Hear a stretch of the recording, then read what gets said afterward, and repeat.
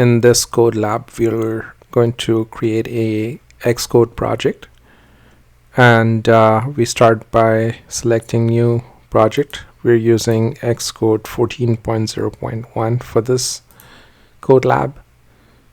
Select iOS app in the template selector, click next, and you can type unicorn app in the product name.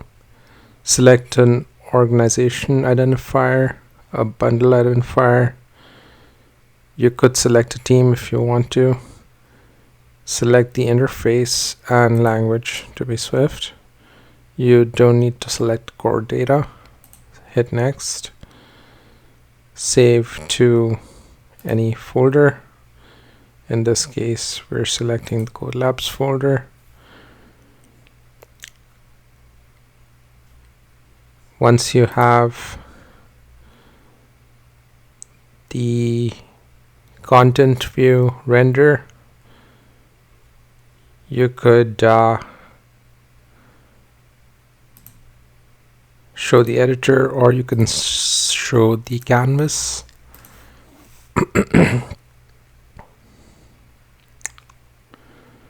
Wait for it to render the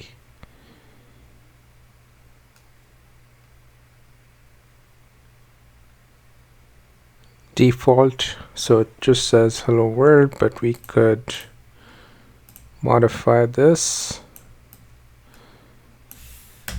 and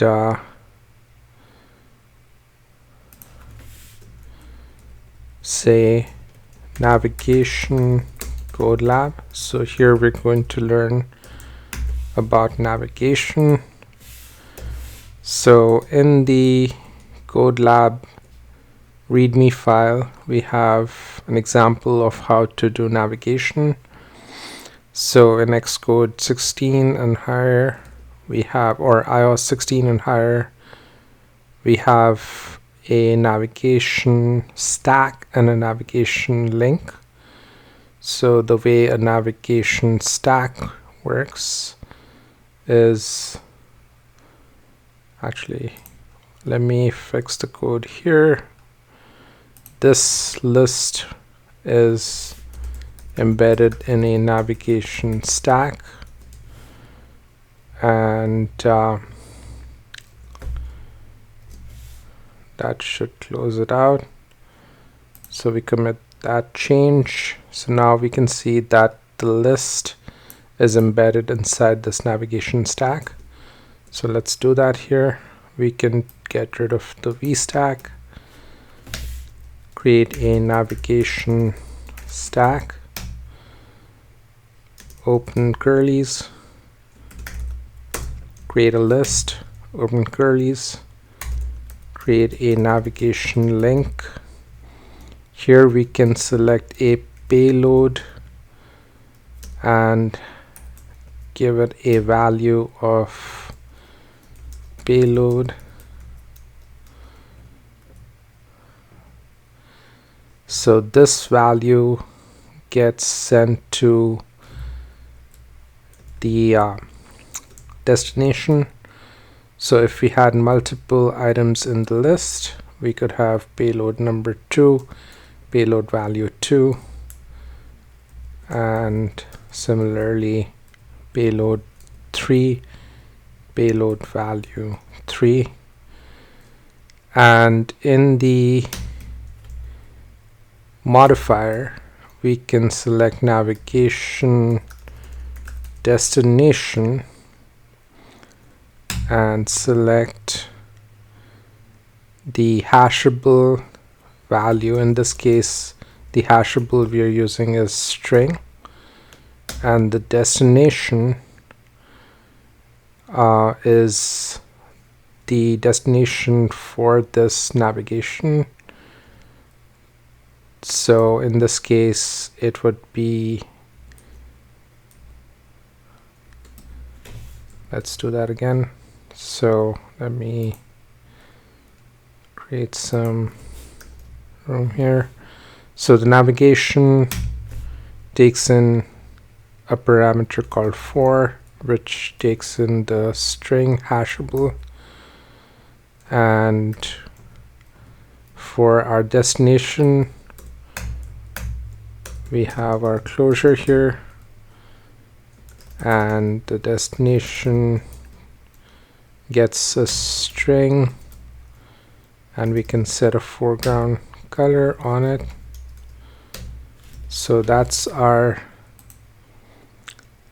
destination, and we get a string inside that from the payload value here. So let's build that.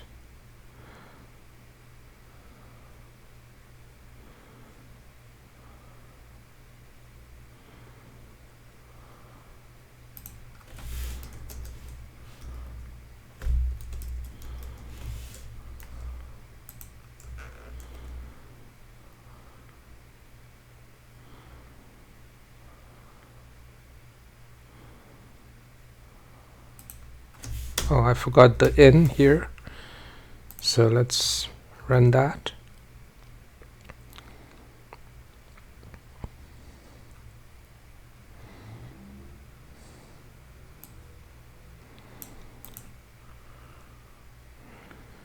Now we can rerun the preview and test if it works.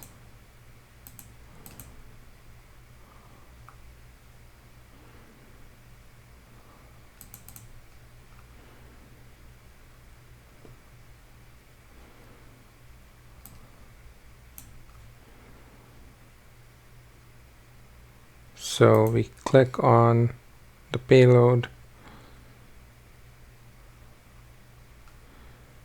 and in here, yeah, we have to add the modifier to our list view down here. So let's run that again.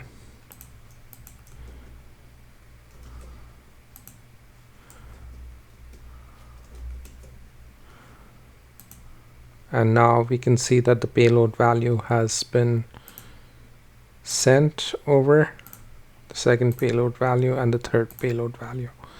So that's it for this one. See you in the next Code Lab. Thanks for watching.